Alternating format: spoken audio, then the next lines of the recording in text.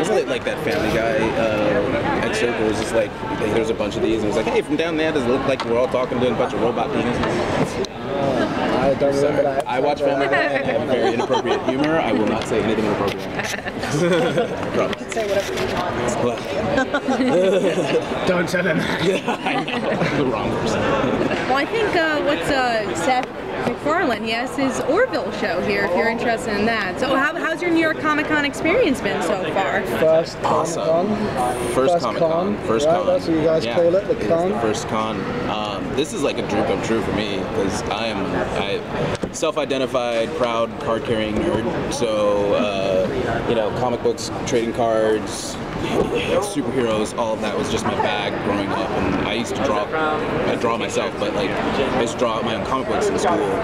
So like being able to come here with a project that I absolutely love and you know, do what I love and be surrounded by energy that I feel I identify with is just perfect storm. Perfect storm. Yeah, I feel very, very lucky to be here. Yeah. It's just so much, like everyone's having so much fun. Like you can tell everyone's in their element here. So lucky to like be able to play in front of play the pilot in front of an audience here and see their reaction. And I don't know if you guys saw it. But yeah, everyone seemed to love it, and that's always nice when you put hard work into something. People seem to be. You mentioned Orville. Yes. I have interesting trivia for Orville. We shot the pilot, and before we went to go shoot, I did a lot of, I was very poor, and I did a lot of extra work to kind of, you know, sustain myself. I ended up doing extra work on Orville. Oh, there you go. Like, and I had actually, it's such a good story. On Orville, and one of our series regulars, Rena Owen, did a guest star on that. Who plays Helen Hawkins. Who plays Helen on the show. I swear I didn't know any of this. Yeah, she did a guest star on the show. The episode just aired. It was with the Mocklins with the baby. They had to do the sex change with the baby. And I had on this giant mask. I was sweating bullets, but I was just an extra. I was sitting there, and I actually got to sit and watch Rena perform under all of this makeup playing this character. And it was just, I'm just so inspired by her. She's so good. But like, whenever I hear Orville, I'm just like, oh yeah, I was on that set, sweating as an extra. It's interesting. And now you're on the Sirens. And now I'm sweating. As a lead. It's true. It's so true. So how challenging is that to work on a show where that's so much, half of the show I would say takes place in the water, outside the water? How challenging is that? You didn't actually go in the water. No, he has more. You jumped in the water in the pilot. I jumped in the water in the pilot. There will be more of you jumping in the water. I actually love it. It's great. I surf back home, so where I'm living at the moment in LA. So I just love the water. So when this came up, the idea of being in the water a lot was nice. We trained to do these breath holds because you're kind of acting underwater, so you have to get over the fact that you're freaking out and trying to like stay alive and like be able to relax yourself so that you can kind of act underwater and do these fight scenes and things like that. So that was really cool to Yes, Xander doesn't get in the water. I'll get you in the water. Yeah, no, Xander's a fisherman. The fishermen are just like, yeah, we don't get in that. We take the fish out of that, but we don't do that. Yeah. So it's actually kind of nice. I dodged the underwater bullet. Maybe in season 1. And Ben just jumps in. He just loves to jump into the ocean. Like he needs to, he'll jump in. He's like not even for any reason. He's like, yeah. You want me to jump? I'll jump in. I'll jump in the oceon. He's like, that wasn't the question I asked you, man. We're actually just talking about what movie you wanted to see. But no, seriously, I'll jump in the ocean. That's spent in a nutshell. So what are we going to get to see in terms of your characters interacting with Lynn's character? Because obviously you have had, you have most of the interactions, but it'd be interesting to see because, you're kind of scared of them. Yeah, I think Xander's perspective on all the mermaids is it's very different. He had a very different first experience with them. And I mean, I don't have many. Xander and Rin don't really cross paths, and definitely not in the pilot. And I think for Xander, I'm still figuring things out.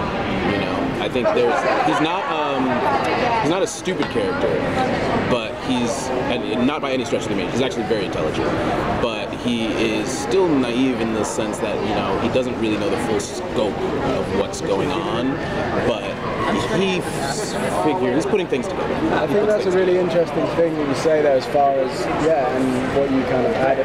They've had different experiences. Like, his first experience of a mermaid is her attacking people on a ship and, like, wounding his best friend.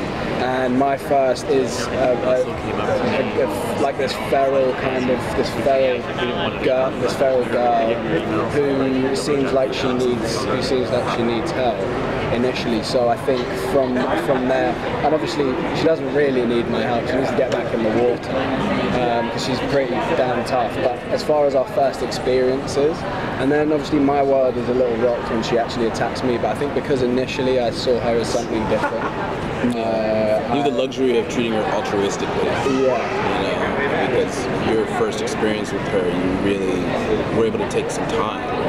And also, you didn't meet her in mermaid form first. Exactly. You met her as a girl and a woman. Yeah. And me, I've never seen, like, I haven't seen it. I haven't seen the transformation. I don't know that they can be human. Yeah, so it's just this dangerous thing that we just pulled out of the ocean. You know, it's fun.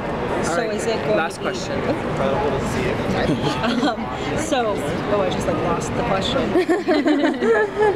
Let's see if it comes back. Anyone? Well, you guys are both your characters are both into the water. Like, do you know why, like, how they got into it? Like, do we have that backstory? Are we going to get backstory for how your characters met originally? Yeah, that too. We grew up together on the island. In the same town. It's a really small, not island, we're not on an island, we're in a cove. It's definitely not an different, island. but the same. But it's a water town. It's like the entire culture is kind of based around the ocean.